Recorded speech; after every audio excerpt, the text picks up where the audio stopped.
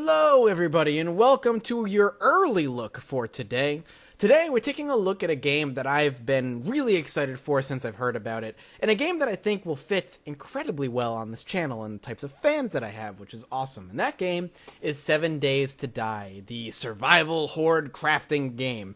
Best subtitle to a game ever.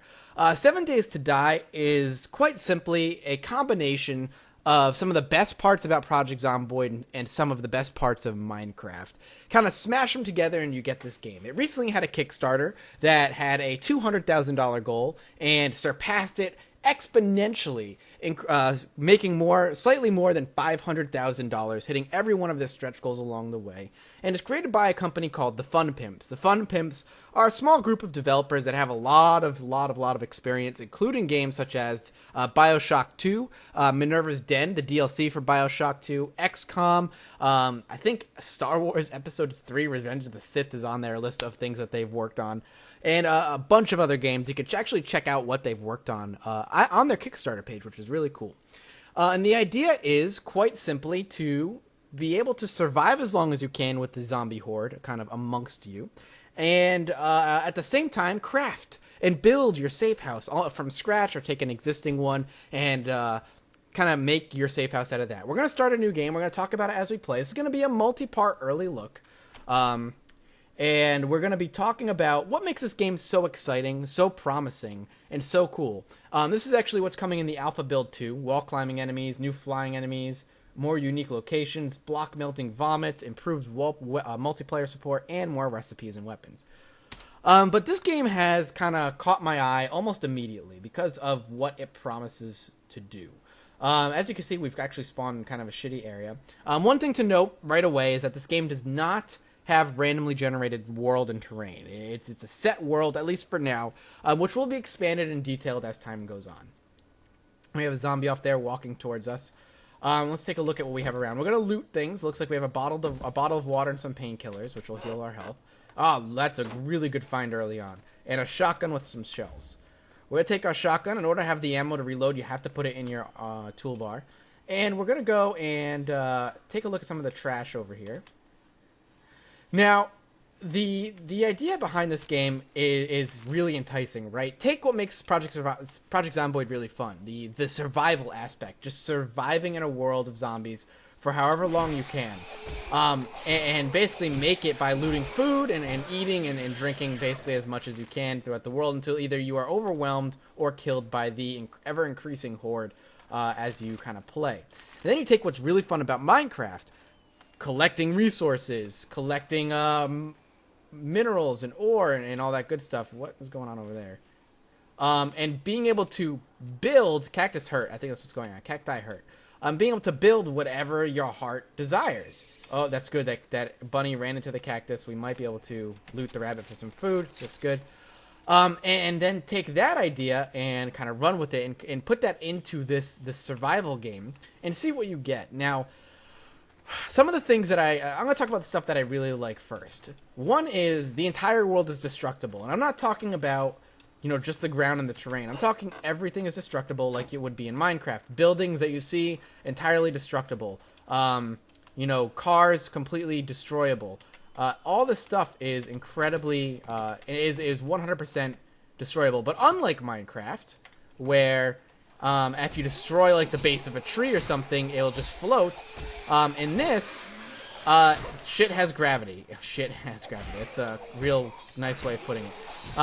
Everything has gravity in a sense of stability and whatnot to it. So, if I was to destroy the tree at its base, we would. It's a 2-for-1 shot. The tree would collapse and allowing me to harvest pretty much every part of it. Wow, there's a lot of zombies in here. We're going to clear it out, though, in hopes of getting something useful. Pardon me while this happens. It's a bloater. He doesn't have any special abilities yet. He will next build. So, yeah, the tree would collapse and things would fall apart. On the same note, which makes it more exciting, if the the base of a building, or what's holding a building together, collapses, the building itself will fall down and crumble, or parts of the building, depending on where you destroy it. So that immediately makes living in a building a lot more dangerous and a lot more necessary to defend. And the reason I say that is because imagine you're kind of stuck up in a house, right, for a long time. You have this house, and the zombie horde has found you. There's no way out, and they're banging their way in. Zombies are stupid, so they're just going to start smashing on whatever's closest. Eventually, they start smashing through into your basement at all ends. Eventually, the foundations can't hold your house, and your house then crumbles to the ground, killing you while you're inside because falling buildings do damage. That immediately creates a sense of urgency when you're being attacked to try and stop the zombies from destroying the house, or create a house yourself that has multiple points of stability that you can then run to if necessary. That makes it a lot of fun.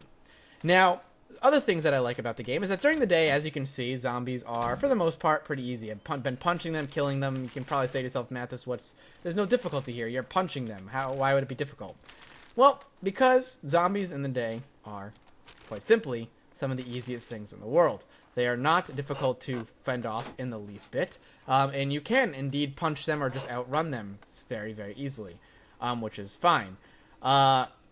It's night that makes them dangerous, or more specifically, lack of light.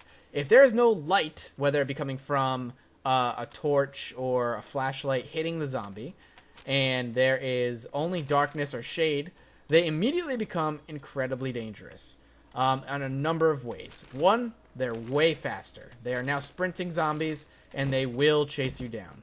Two, they are much stronger, and they will hit way harder and do a lot more damage.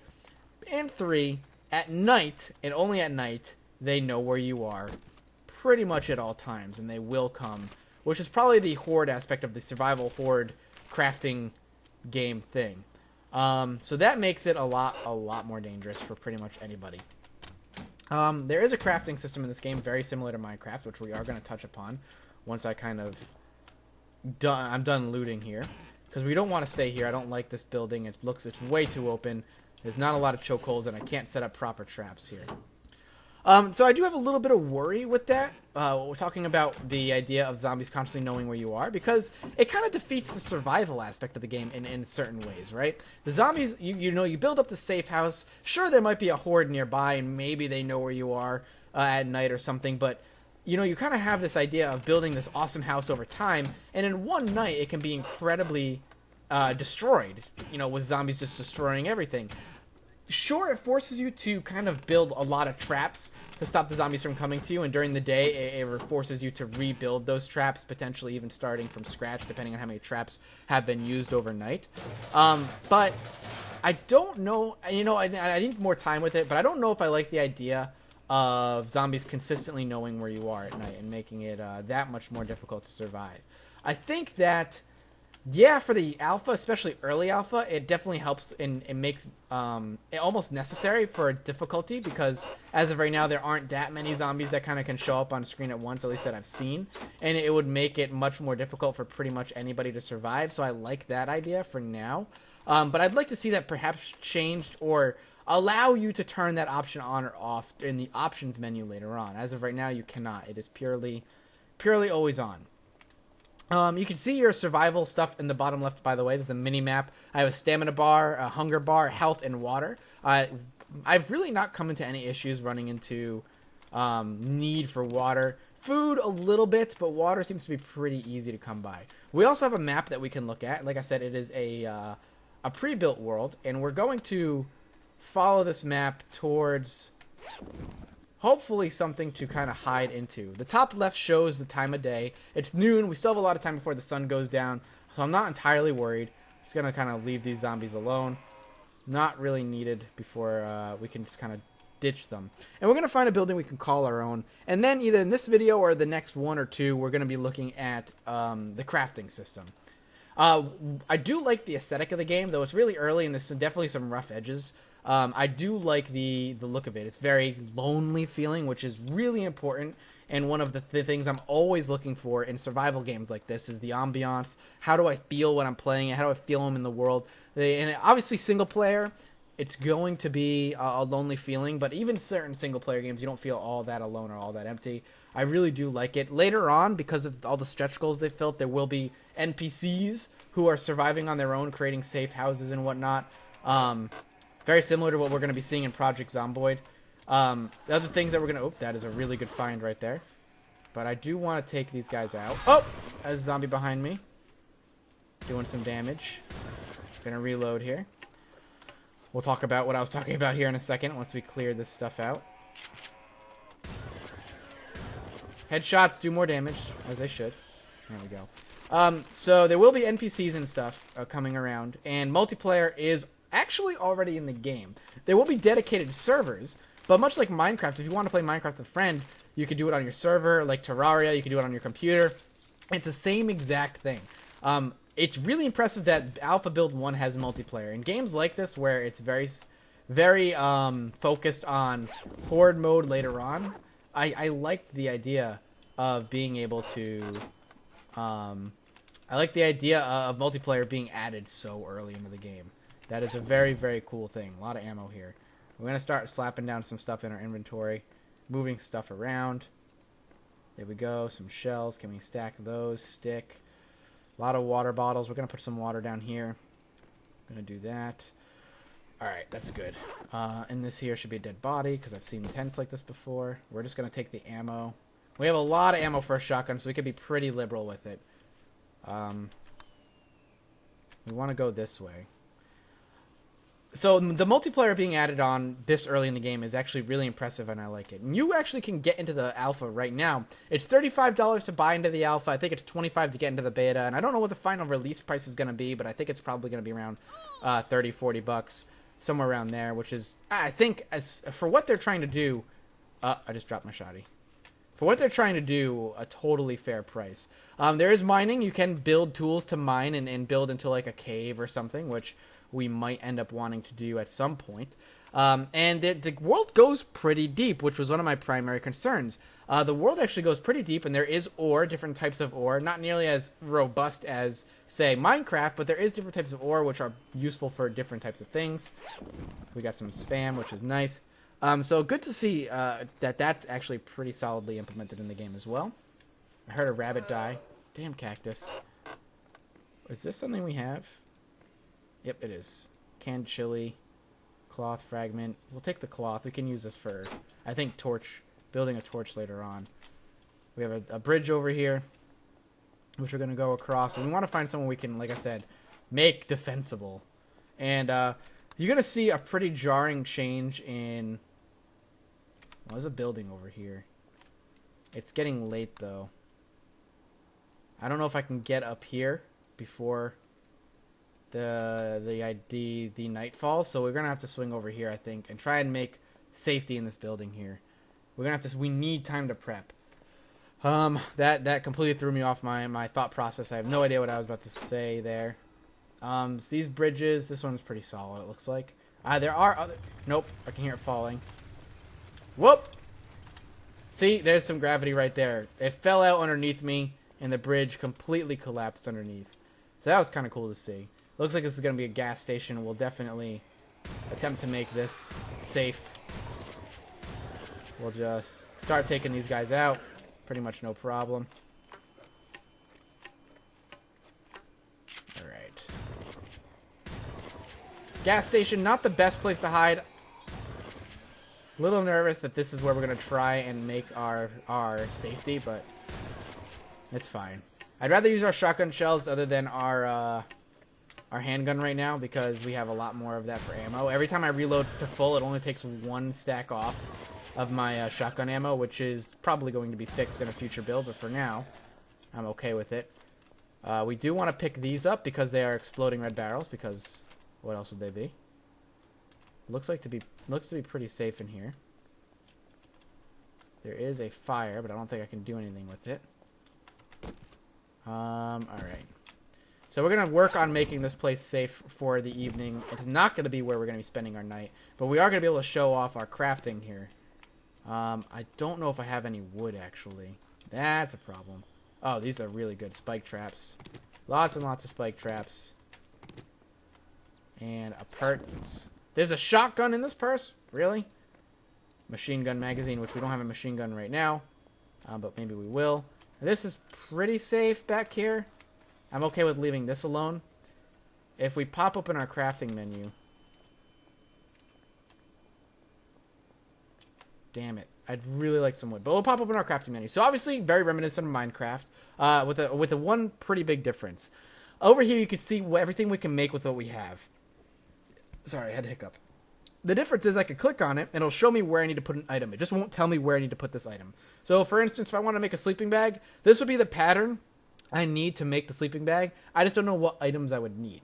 But, say I am able to make the iron ingot, which I can, and I make one, now it turns green. And when it turns green, if I click on it, it automatically does what I need. I can just click on as many as I need. Say if I want to make 2, 3, I can just click on this. It uses up all our scrap metal, but it allows us to do it. So that's good. We can just kind of do that. So I like that a lot. Sharpened stick. We have 1 stick. That's not going to be useful. We can do some forging metal, which I'm definitely going to do a couple things of forging metal for right now. I don't know what this is. We're going to drop it. We do have some skinned rabbit meat, which we can't really cook. We are going to eat this can of dog food, actually, for now. If this was Project Zomboid, this would depress me. But since it's not going to depress me at all. We're going to drink a little bit. Alright, so we have some forging metal, which is going to allow us to board up some windows. Again, everything is destroyable in this game, which is incredibly dangerous sometimes. And certain things are much more easily destroyed, aka windows. So any low-hanging window we want to do. This is because it's barbed wire there. That's kind of funny. So any low-hanging window basically is needed to be destroyed for the sheer fact that we need to make sure it stays safe. We also want to... This is going to be fine.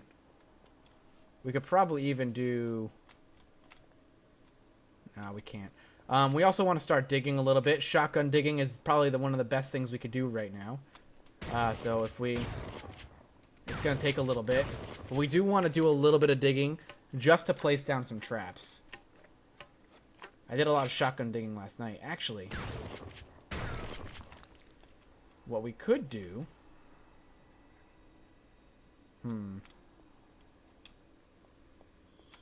There's a nurse over here. Excuse me, nurse? Nurse, do you have any medicine? No? That's unfortunate. Alright, nothing there. We're going to put down a spike trap for now. Though my worry is that there's no protection on this door.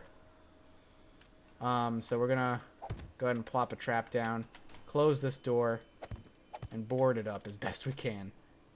That's pretty much the only thing we can do is start really boarding everything up. Because again, come nighttime, survival is going to be much, much, much more difficult. Can I crouch under this? I cannot. And I don't have an axe or anything, which I don't have the tools necessary for, which I will show you once I do. Excuse me. Flashlight, 9mm magazine is good. Flashlight's actually, from what I could tell, pretty useless. There's a ladder up here. Sounds like there might be some zombies up here. The roof is one of the best places. Hi, buddy.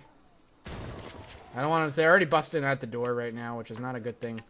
I don't know what the spawn radius of zombies is right now. From what I can tell, it's pretty close. Zombies can spawn pretty close to you, which does worry me slightly. It does take them a while to break in through certain areas. But our first night is coming upon us. I think I'm going to end this particular episode here, just to get ready, because the night is going to be dangerous and full of terrors. We do want to try and take these guys out as best we can. See, she's looking at me and hitting things. It's kind of funny. But I am, as you can see, I am enjoying this game greatly, and that probably is because of just kind of what kind of games I'm into. So, definitely a lot of potential involved in this. I'm looking forward to seeing what they can come up with in the future. But definitely a fun game. I am thoroughly enjoying it so far. We're going to call this here. I am going to get ready to fight the night terrors that are about to approach. And you'll see pretty much everything perfect that this game has to offer very shortly. Thank you guys for watching for this early look, at least part 1. And I'll see you all next time.